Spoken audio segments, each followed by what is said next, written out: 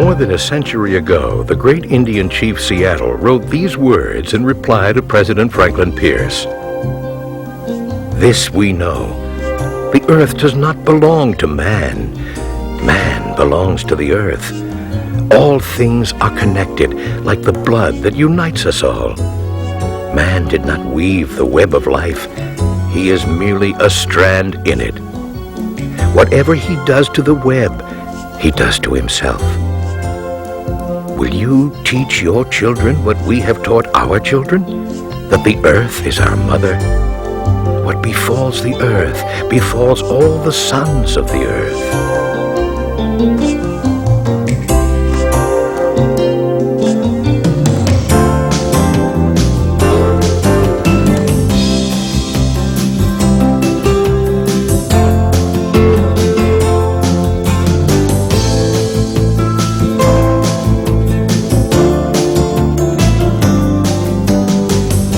Welcome, fellow bird lovers, to the world's most unusual bird sanctuary.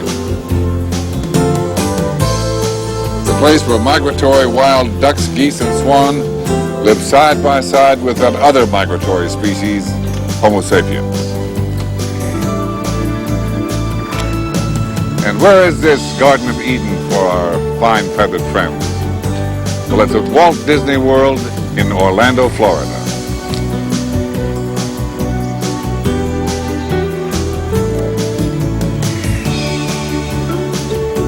Here you can see all kinds of waterfowl and other wild creatures, as well as Homo sapiens of the genus Tauristus, such as the tow-headed roadrunner, the gawker, and the white-patched senior, all enjoying the harmony of man and nature. The wild ducks who come here are fortunate indeed, because the vast majority of migratory waterfowl and other water birds throughout the USA and Canada are in big trouble. Big trouble. And that's why we're here today, to tell you what's happening to these beautiful creatures and to show what can still be done to save them.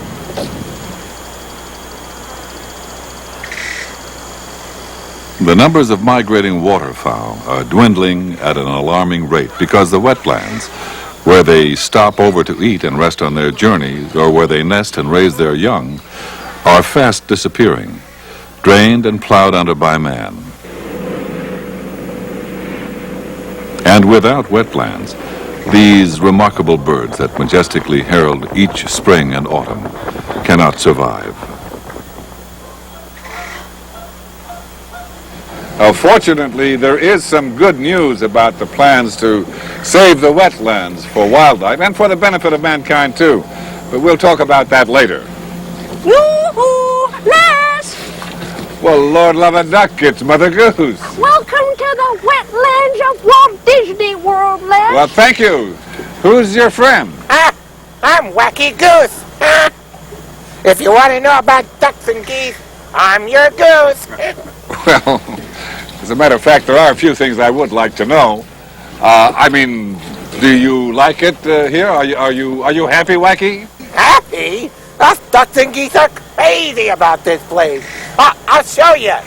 Hey, honk if you love our wetlands. Okay, I'm convinced. But you're lucky here. I just want you to know that your wild cousins in other parts of North America are having a pretty hard time. What do you mean? Well, as you know, Mother Goose, migrating ducks and geese have to have safe places to nest and to raise their young, and those places are called wetlands, and the wetlands are fast disappearing. That's terrible. Yes, it is terrible indeed. Back in colonial times, the waterfowl flying down from Canada literally darkened the skies as they passed overhead. But since then, some areas of Canada have lost over half the wetlands that these birds need to survive. Say, it isn't so. You know, in some areas of the United States, they've lost over 7 of every 10 acres of the original nesting wetlands. You mean the mama ducks have no place to raise their poor little ducklings? I'm afraid so. And the problem is similar in Canada.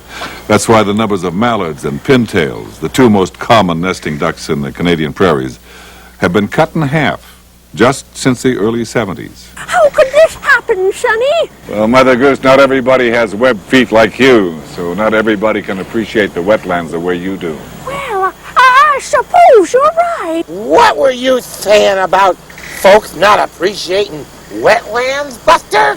Well, in the old days, man regarded the wetlands as a nuisance. Swamplands, bogs, sloughs, and other wetland areas were considered wastelands to be drained or filled for supposedly productive use. Today, with new scientific knowledge of the environment, we're finally realizing how valuable the wetlands areas are to man as well as to wildlife. They're also among the most productive ecosystems on the continent. Ecosystems, huh? Yodelay-hee-hoo. I don't hear a peep. It's not that kind of echo, Wacky. An ecosystem is a system formed by the interaction of a community of organisms with their environment. Sorry I asked. I mean, an ecosystem is a good place to live. Why didn't you say so in the first place? Why go mixing folks up like that? You know, we're also finding out from scientists that the wetlands help man in ways that we never realized before. That they're vital to the recharging of groundwater, reducing flooding and pollution, and purifying water, too. Yeah, I just love fresh water in my swamps. They also provide all kinds of recreational opportunities, too.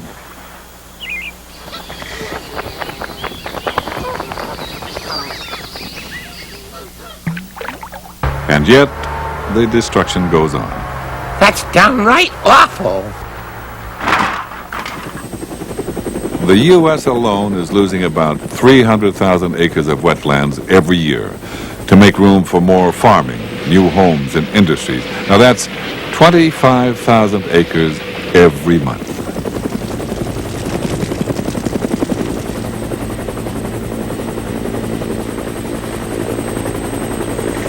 Boy, us ducks and geese are in big trouble. Fortunately, something is being done, thanks to NAWAM. Nawam? Who's he? Not a person, Wacky. It's the North American Waterfowl Management Plan. Oh. NAWAMP for short.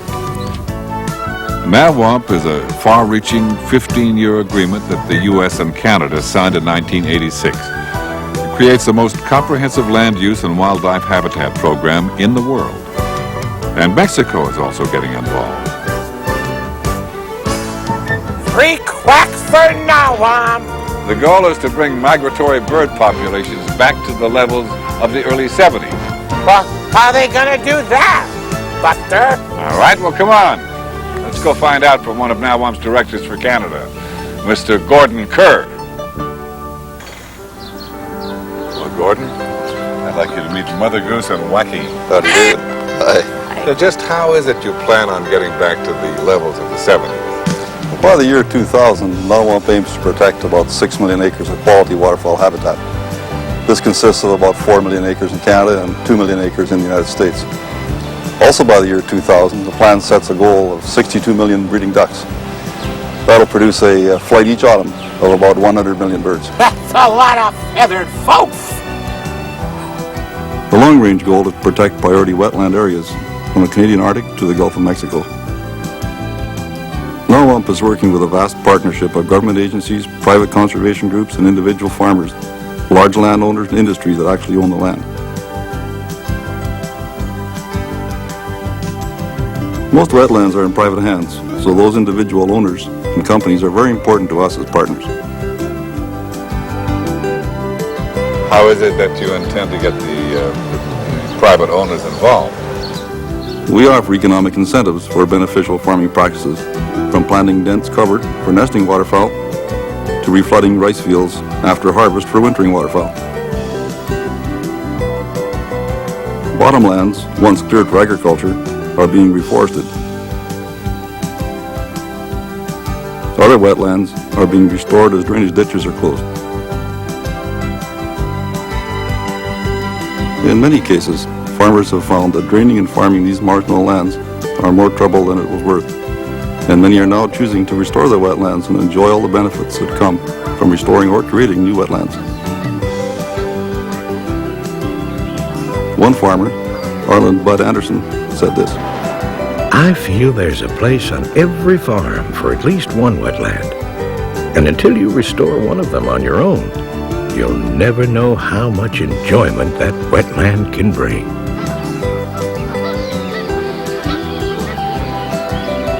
I understand that you have a very special project you're doing up in the Canadian prairies.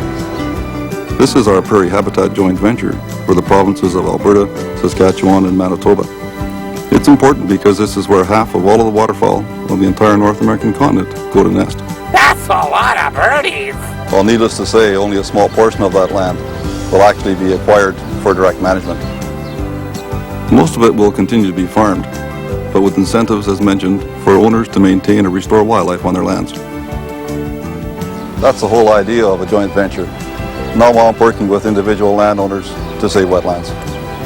Well, thank you very much, Gordon. Thank you. Yeah, keep them flying.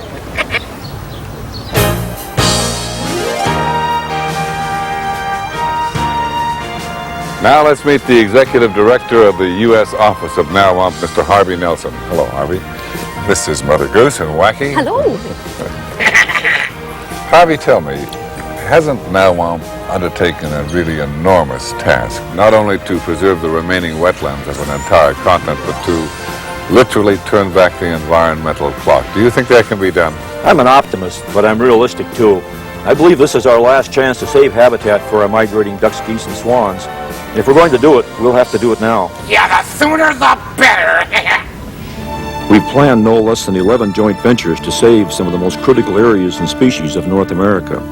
They include areas ranging from the Canadian prairies, as Gordon told you, to the Gulf Coast, and from California's Central Valley to the tidal marshes of Nova Scotia.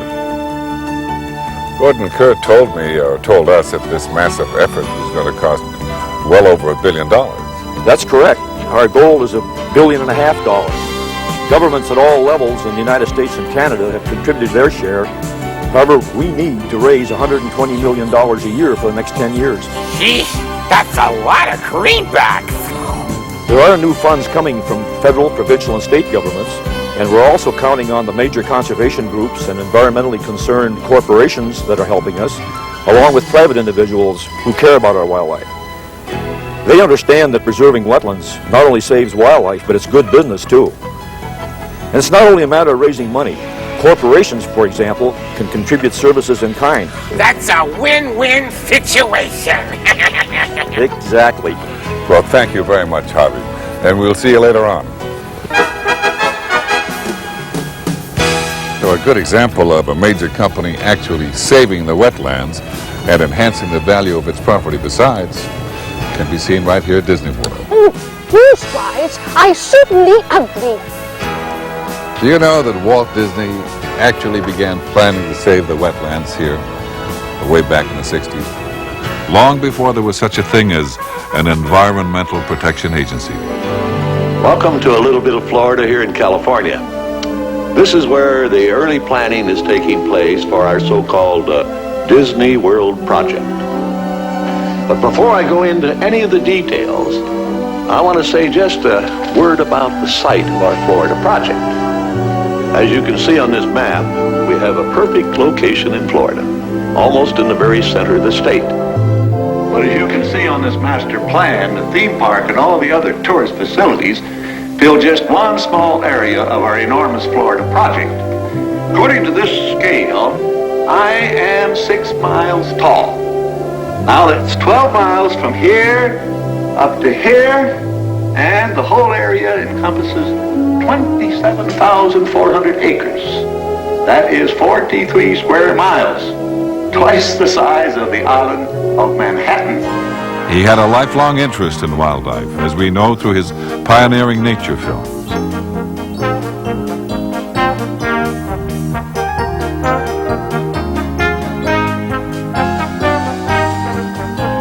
So it's no surprise that Walt Disney World has its own wildlife and wetlands experts. Now, the point man for Disney World in charge of maintaining this watery paradise is the Vice President of Environmental Policy, Kim Murphy. Hello, Leslie. I'm Weather Goose. Hello. Hi, Wacky. Let's take a little tour so that you can get your feet wet. Okay. Oh, well, we'll catch up with you later. Yeah, we gotta check up on Henny Penny and Goosey Gander, so we're gonna duck out now. Well, don't get into any foul play. This monorail can take you nearly any place you want to go at Walt Disney World. All right. What Walt Disney World has done, and is still doing, Leslie, is basically in concert with the wetland philosophy of Nawak. Everything here is planned around interconnecting waterways that are for wildlife as well as visitors to enjoy. There's nothing quite like this place anywhere in the world.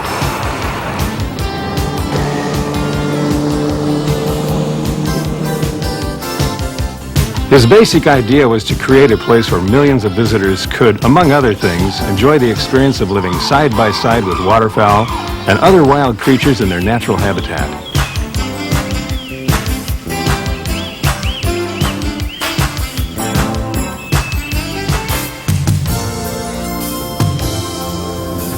Sort of like a dual habitat. You have the feeding, resting, and nesting and breeding for the migratory waterfowl. And then you have that other migratory animal, the tourist, who needs all the same things. That's right.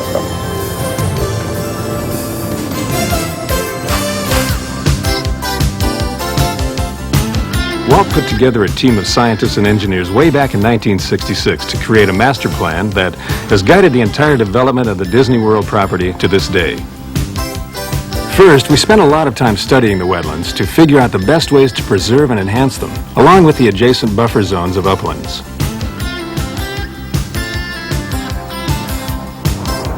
Then we began clearing out obstacles in Reedy Creek, the main waterway on this property, so water can flow more freely the way nature intended.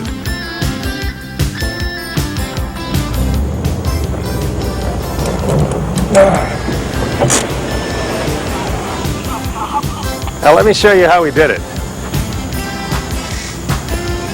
We installed a unique French-designed system that controls water flow automatically, moderating extreme seasonal flooding and keeping all of our wetlands in suitable condition for wildlife. So in a sense, you found ways to help nature. Yeah, that's right, whenever possible. For example, we had to excavate a 24-acre upland area for construction fill.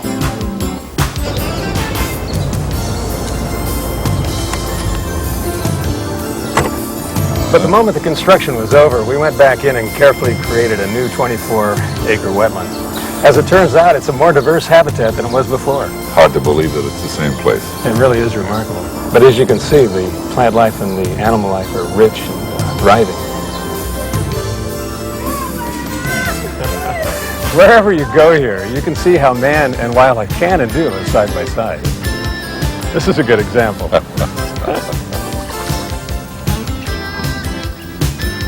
Isn't that the Epcot Center over there? Yes, that was one of Walt Disney's most remarkable ideas. He called it the experimental prototype community of tomorrow.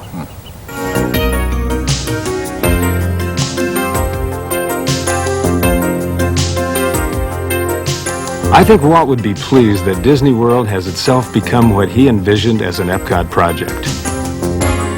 A living laboratory where new methods and systems can be tried out to show what is possible to improve life.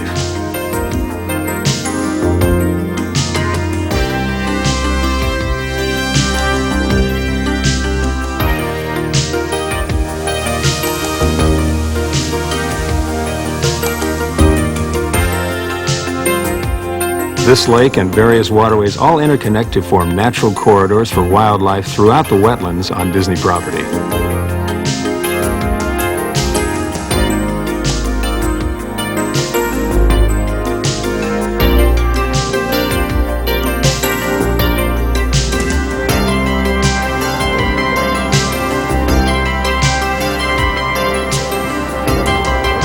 Careful planning and design has made it possible for our visitors to enjoy the peaceful setting of a natural cypress forest. It is beautiful. It's one of my favorite spots. Yeah.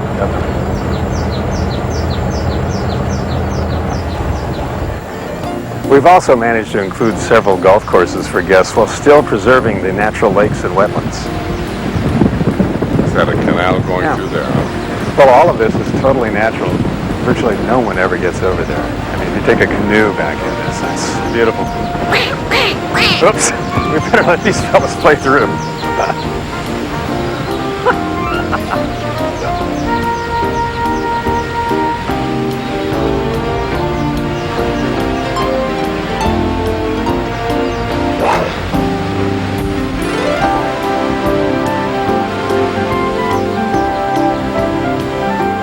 Kim, it's not always possible to preserve all of the wetlands in a developed landscape like this, is it?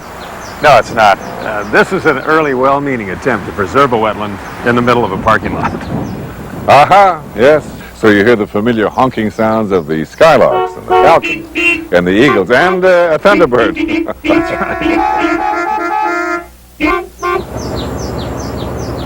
The way we plan today is to preserve the wetlands that can function after development. Remove certain isolated spots like that parking lot that can't survive in the long term, and create new wetlands that tie into others in an overall interconnected system that enhances conditions for wildlife.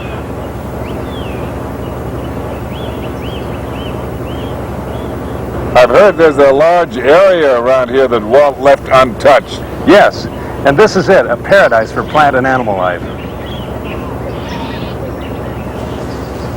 Few people ever see it, or even know of its existence.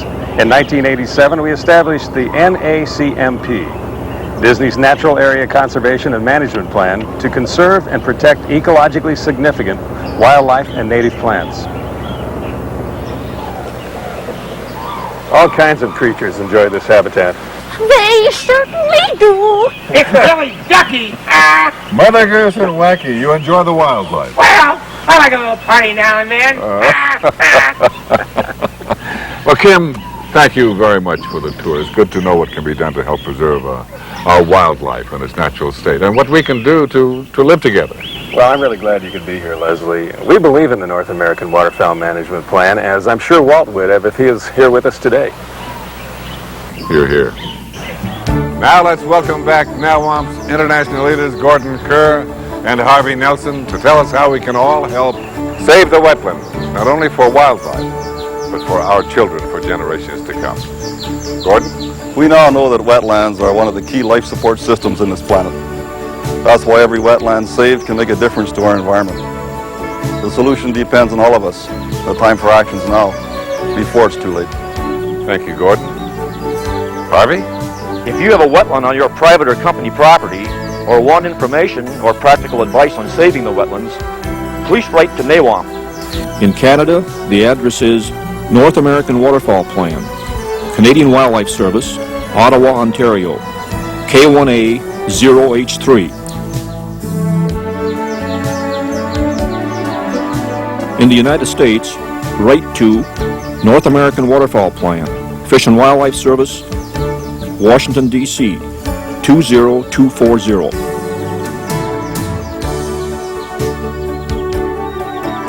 We welcome contributions to NAWAMP and wish to thank our conservation partners in both Canada and the United States.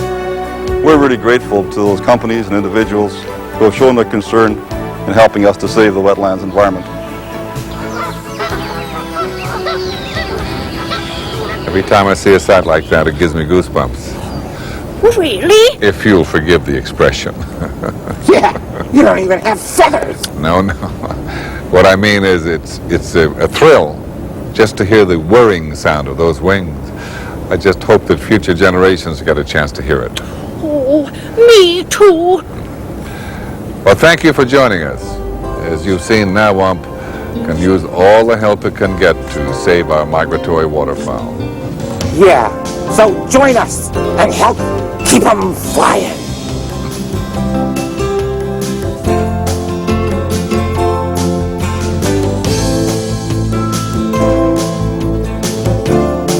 We love this earth as a newborn loves its mother's heartbeat. Love it as we have loved it. Care for it as we have cared for it. Hold in your mind the memory of the land as it is when you receive it. Preserve the land for all children, and love it as God loves us all.